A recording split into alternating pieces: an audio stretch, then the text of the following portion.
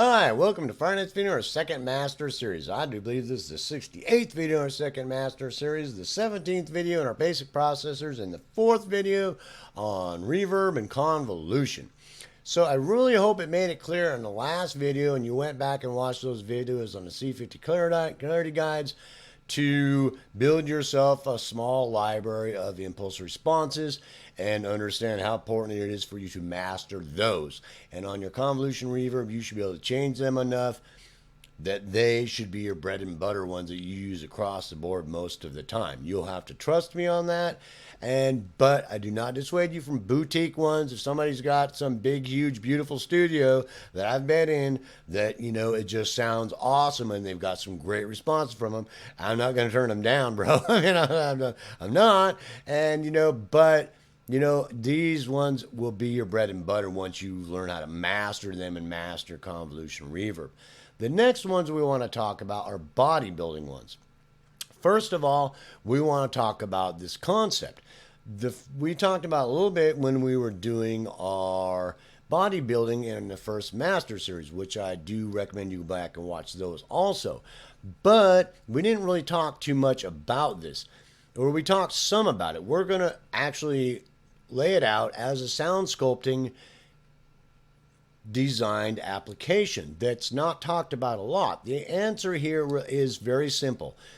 When you get a really good capture of a really good sound sculpted sound, or somebody like a vocalist that's really worked on their performance as well as possible, it sounds as good as possible, you got as clean a capture as possible, and you've limited the, interference or frequency response, impulse response, distortion, saturation, noise, anything from like that from the capture to get it as clean as possible. You've done editing on it. You've done, processing on it to clean it up, put it in RX6 maybe. You've done filtering on it and equalization. Before that, you did sound sculpting on it by adding noise, saturation, distortion. You might even put it in something like Melodyne to add even or odd harmonics and things like that. And you've got this great sound.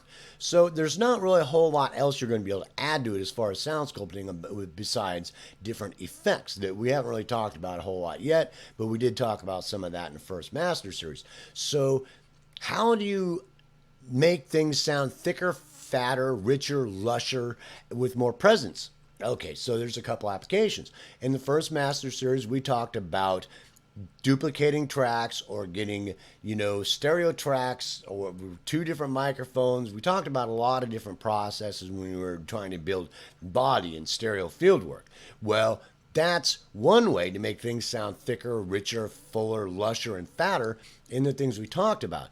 But we also talked about a little bit about using reverberation to do that. Now, this is an application that, just like a good example of it is, I've got this little pen that has this really fine point if you look at it. And it's got this beautiful ink from India or somewhere that, has just been sculpted beautifully. Like we talked about, you did your tracks with all your sound sculpting precautions and capturing, sound sculpting the sound primarily, and then filtering and cleaning it up with RX6 and your equalization work, and it's just beautiful. How do you make it fatter and thicker? You've got this little point, that's all there is to it, it's done. Well, what we're trying to do is the same thing as taking this little point and making it fatter. Or you've got somebody that's got a thin build that's got really good shape that you want to put some meat on, bro. But, you're not really adding anything to it. You're just making it fatter, thicker, and richer and lusher, bigger. Does that make sense? So how do we do that? What's a sound sculpting application that can do that? Here, bodybuilding. This is what the application of this is for, to make it fatter.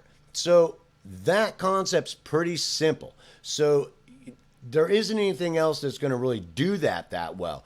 Besides working with stereo field work, this can do this to a mono track or a stereo track or anything like that without doing any other type of stereo field work to it. Because what we're trying to do, if we look at a picture, we've got this initial response, the sound going out, then it starts reverberating back.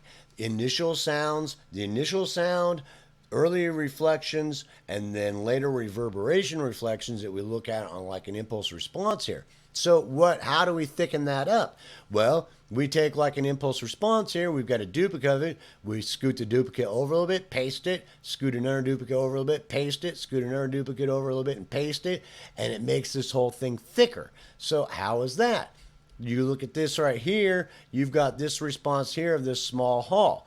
I'm just using the ones from my small category like we talked about in the last video, large, medium, and small halls, and I'm using them to make bodybuilding impulse responses. So how does that work?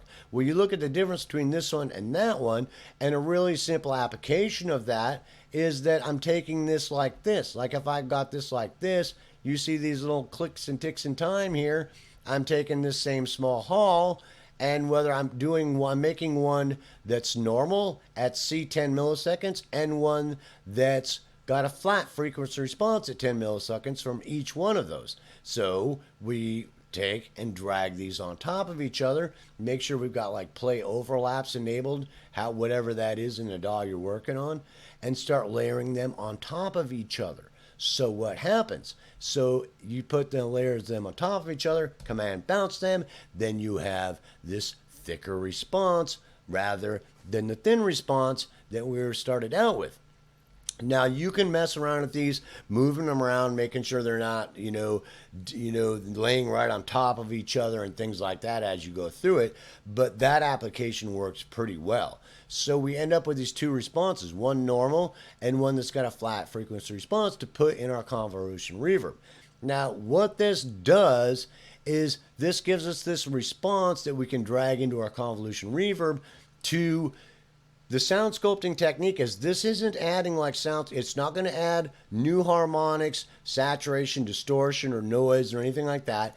It's not going to add anything else, equalization work we do or anything like that. It's going to take all the great stuff that we're left with after all our other sound sculpting, processing, and captures and multiply it to make it sound thicker. This is a strange concept, right? Because basically it's going to give that sound more presence.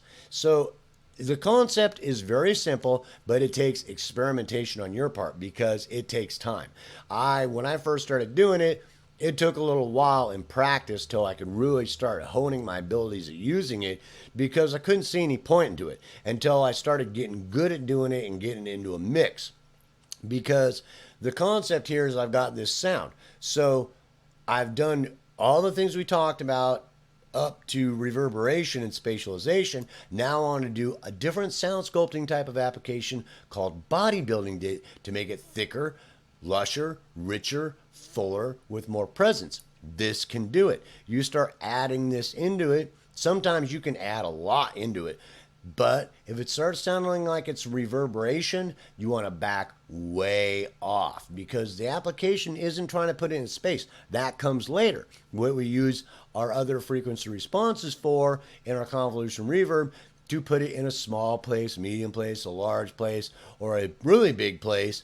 And then we start, working our actual convolution reverb and the parameters there to, fine tune it. So, but this application is just bodybuilding.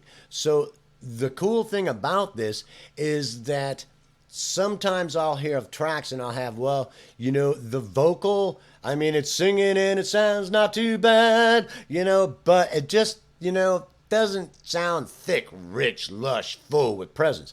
I've done everything I can. I've worked with my sound sculpting, the initial capture, my equalization, my filtering, and cleaning it up.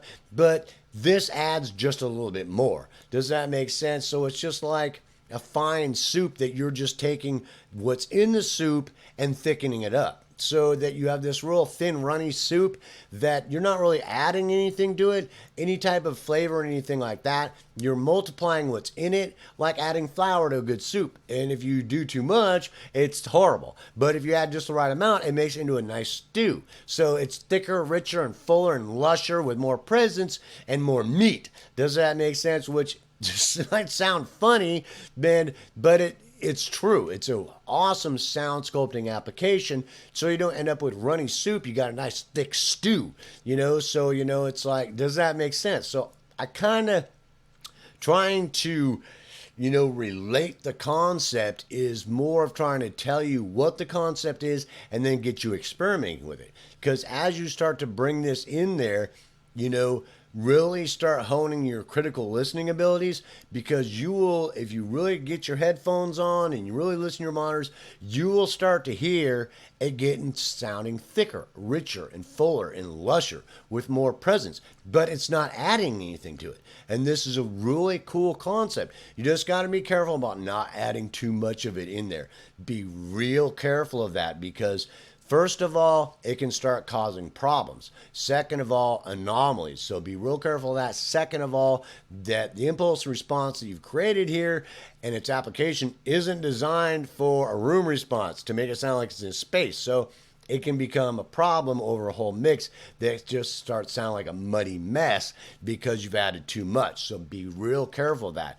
In light amounts, it just thickens up that runny soup you got and makes it a nice thick stew. It's like you got this vocalist and he sounds pretty good, but he's kind of like runny soup. And then, now he's like nice R&B album, thick, rush, rich, stew, baby.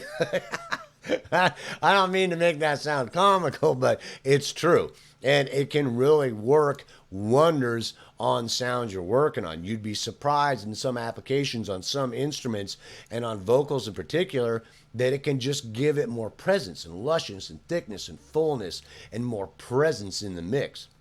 So that later on when we do, reverberation with our impulse responses, that you have taken your sound sculpting with this bodybuilding application to a whole new level. And you practicing utilizing this is going to help take those mixes and turn it from runny soup into a nice thick stew.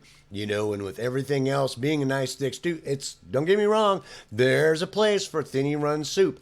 Thin runny soup has its place in a mix sometimes. Sometimes I got a sitar or a guitar or something going on that I want it to sound thin and runny. I don't want to thicken it up. So it doesn't mean you have to use it all the time. But it is a tool to get used to using, because most of the time I've found on vocals and anything that just doesn't have full, thick, lush sound, unless I really don't want to, that it's an immensely powerful tool with my Convolution reverb to just get that done. That there's no real other sound sculpting application that can help you attain that other than your Convolution reverb and these type of impulse responses.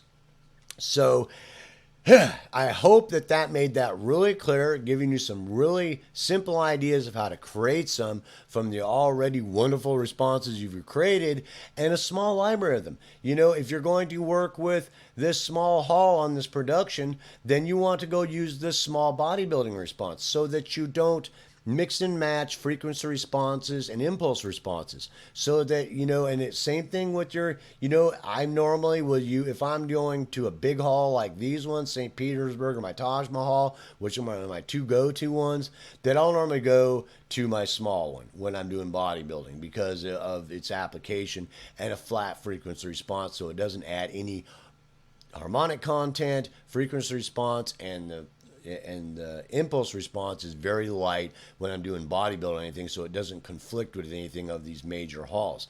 The spatialization, whenever I'm using these, is normally pretty prominent. Well, but most time, if I'm using small or medium halls, it's not really noticeable. Now, large halls, sometimes a little bit noticeable, but that's normally just on like out front tracks. So when I'm doing my bodybuilding, this type of sound sculpting, trying to give this presence to whatever I'm working on, that I'll use those. So just the biggest thing to help you with this is to point out the importance of building a library like this and understand that it's another type of sound sculpting that can really help take your productions to the next level. You would be surprised once you start experimenting with it, and you will find that it's going to add an element and a thickness, lushness, richness, fullness, and presence to whatever you're working on before you even add reverberation for spatialization that can give each one of the individual tracks just, that difference between a light runny soup and stew, bro, which I see a lot of people struggling with. That is a powerful tool. So I really hope you enjoyed this video on our bodybuilding responses. If you have any questions, please PM me or leave a comment on there. But the concept is pretty simple. Peace, hope, love. See you in the next vid.